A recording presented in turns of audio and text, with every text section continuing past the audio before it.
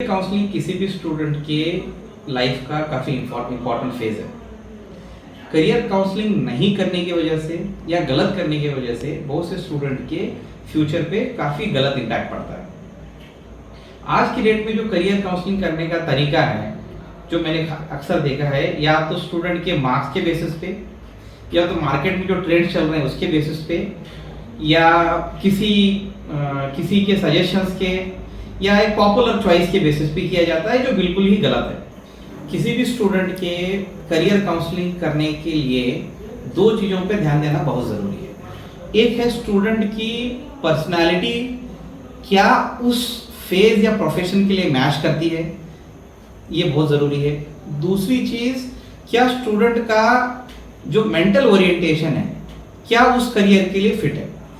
जब तक हम इन दो चीज़ों को नहीं समझेंगे, स्टूडेंट के लिए बेहतरीन और सक्सेसफुल करियर का चुनाव नहीं कर पाएंगे। जैसे आज की डेट के जो टेक्नोलॉजिकल इरा है, इसमें और जनरली एक साइकोलॉजिकल इश्यूज जो स्टूडेंट के होते हैं, और स्टूडेंट की पर्सनैलिटी को समझना बहुत ज़रूरी है।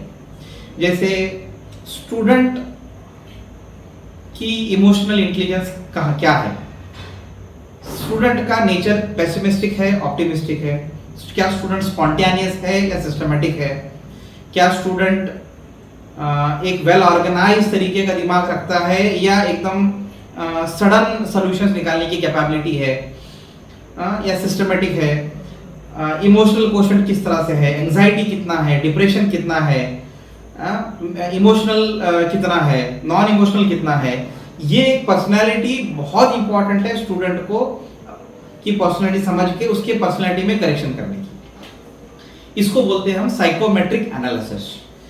दूसरी एक ये पेरेंट्स को और इसके बारे में पता होना बहुत ज़्यादा इंपॉर्टेंट है, ताकि अगर इसमें कुछ गड़बड़ है तो इसको सही करना किसी भी सक्सेसफुल करियर के लिए बहुत इंपॉर्टेंट है। इसीलिए साइकोमेट्रिक एनालिसिस करियर काउंसलिंग का पार्ट ज़रूरी है और इसको बहुत ज़्यादा इंपॉर्टेंस देना चाहिए, ताकि पहले ही कुछ इश्यूज को फिक्स किया जाए। दूसरी, करियर काउंसलिंग का सबसे जो बड़ा इंपॉर्टेंट है स्टूडेंट की मेंटल ओरिएंटेशन को समझना। जैसे कि क्या स्टूडेंट ज़्यादा मैथमेटिकल माइंडेड है, क्या ज़्यादा स्ट्रीट स्मार्ट है, क्या इसका हिस्ट्री में ज़्यादा रुझान है, क्या साइंस और टेक्नोलॉजी में है, या पॉलिटिकल ओरिएंटेशन है। तो ये समझना भी ज़रूरी है। इसीलिए हमने स्टूडेंट के करियर काउंसलिंग के पहले सेशन में, मतलब जब ये दो चीज़ें समझ में आ जाती हैं कि स्टूडेंट्स का साइकोमेट्रिक एनालिसिस क्या है, दूसरा मेंटल ओरिएंटेशन क्या है, जब इसके ऊपर कंक्लूड हो जाता है, इसके बाद में काफ़ी सिंपल चीज़ बच जाती है कि उसके लिए सही फील्ड चुनना, सही कॉलेज चुनना और उसका तरीका, सिर्फ यही एक चीज़ बच जाती है।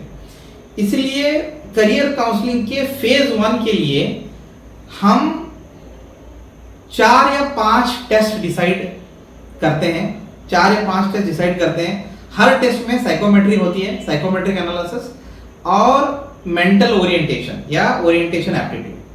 साइकोमेट्रिक में स्टूडेंट की पर्सनालिटी को पूरा जज किया जाता है, पर्सनालिटी समझी जाती है सवालों के जवाब के जरिए, और उसका मेंटल अलाइनमेंट समझा जाता है ओरिएंटेशन एप्टीट्यूड से।